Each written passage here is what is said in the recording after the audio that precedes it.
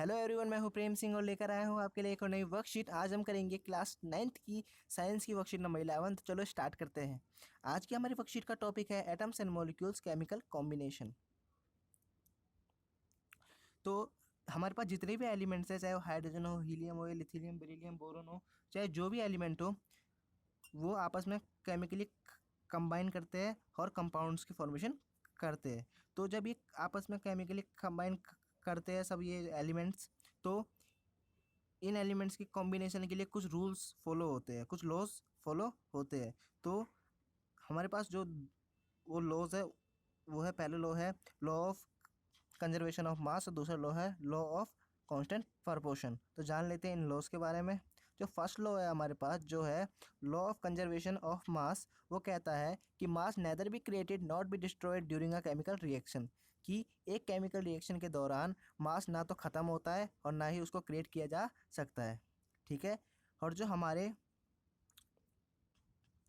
Reactant होंगे, जैसे कि ए और बी हमारे रिएक्टेंट है, इनका जो मतलब मासेस का जो सम होगा वो हमेशा इक्वल होगा जो हमारे प्रोडक्ट होंगे उनके मासेस के सम के। ठीक है। तो ये तो हो गया हमारा लॉ ऑफ कंजर्वेशन ऑफ मास। अब जाते हैं आगे और जानते हैं लॉ ऑफ कांस्टेंट प्रोपोर्शंस के बारे में। In a chemical substance the elements are always present in definite proportion by mass. यानी एक कोई भी केमिकल कंपाउंड है, उसमें जो एलिमेंट्स होंगे वो हमेशा फिक्स्ड होंगे। ठीक है। जैसे कि H2O है हमारे पास, H2O है यानी वाटर है। ठीक है। तो जब भी वाटर की फॉर्मेशन होगी तो दो हाइड्रोजन उसमें इन्वॉल्व होंगे और एक ऑक्सीजन इन्वॉल्व होगा। ऐसा नहीं है कि वो H2O2 बन जाएगा। अगर H2O2 बन जाएगा तो ये हो गया हाइड्रोजन हाइड्रोजन फाइरोक्साइड, जो दूसरा कंपाउंड है। ठीक है। तो वाटर नहीं बनेगा। अगर हमको वाटर चाहिए, एक फिक्स्ड कंपाउंड चाहिए, तो हमेशा जो एलिमेंट्स है वो हमेशा फिक्स्ड रेशियो में कंबाइन करेंगे। दो दो हाइड्रोजन के मॉलिक्यूल और एक ऑक्सीजन मॉलिक्यूल जब कंबाइन करेंगे तो ही वाटर बनेगा।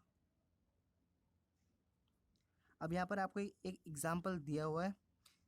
ये इस एग्जाम्पल में ये बोला गया है कि हमारे पास वाटर है, हाइड्रोजन है और ऑक्सीजन है। ठीक है।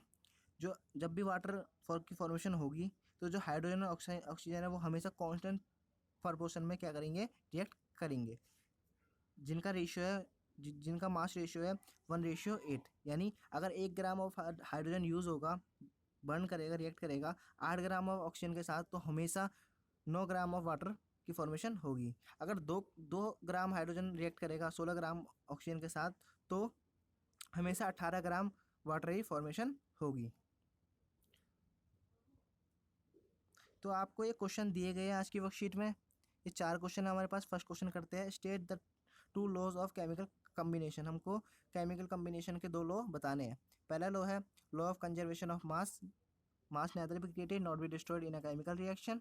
ठीक है। और दूसरा लॉ है लॉ ऑफ कांस्टेंट प्रोपोर्शन, जो ये कहता है कि जो हमारे एलिमेंट्स हैं वो हमेशा फिक्स्ड प्रोपोर्शन में ही रिएक्ट करते हैं। जो सेकंड क्वेश्चन है उसमें पूछा गया है, can there be a variation in a chemical combination of 2 samples of pure water taken from the different places.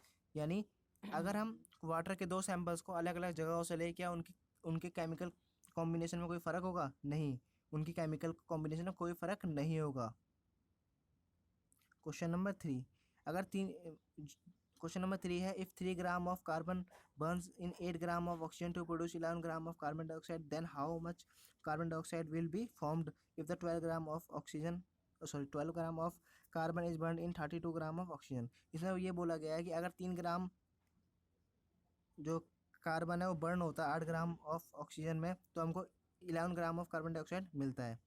तो कितना कार्बन डाइऑक्साइड हमको मिलेगा जब हम 12 ग्राम ऑक्सीजन को बर्न करेंगे 32 gram of 12 gram of carbon को बर्न करेंगे इन 32 ग्राम ऑफ ऑक्सीजन में, तो हमारे पास 44 ग्राम ऑफ कार्बन डाइऑक्साइड फॉर्मेशन होगी। इसका आंसर है 44 ग्राम ऑफ कार्बन डाइऑक्साइड फॉर्म्ड। ठीक है। इसमें हम यूज़ करते हैं लॉ ऑफ कांस्टेंट प्रोपोर्शन। ठीक है।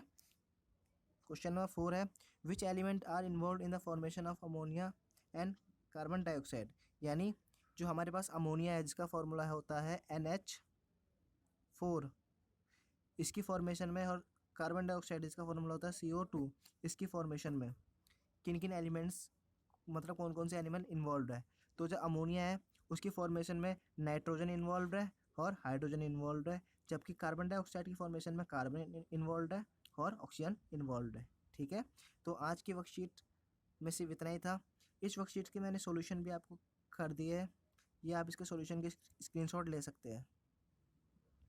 ये रहा हमारा फर्स्ट क्वेश्चन का सॉल्यूशन, ये रहा हमारा सेकंड क्वेश्चन का सॉल्यूशन,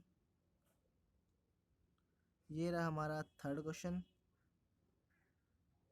का सॉल्यूशन, और आगे आता है हमारे पास फोर्थ क्वेश्चन का सॉल्यूशन। ये हमारे फोर्थ क्वेश्चन का सॉल्यूशन है। अगर आपको इस वीडियो के माध्यम से किसी प्रकार की सहायता मिलती है तो इस वीडियो को लाइक कीजिए, अपने दोस्तों तक पहुंचाने के लिए शेयर कीजिए, और अगर आप हमारे चैनल पर नए हैं तो हमारे चैनल को सब्सक्राइब करना ना भूलें।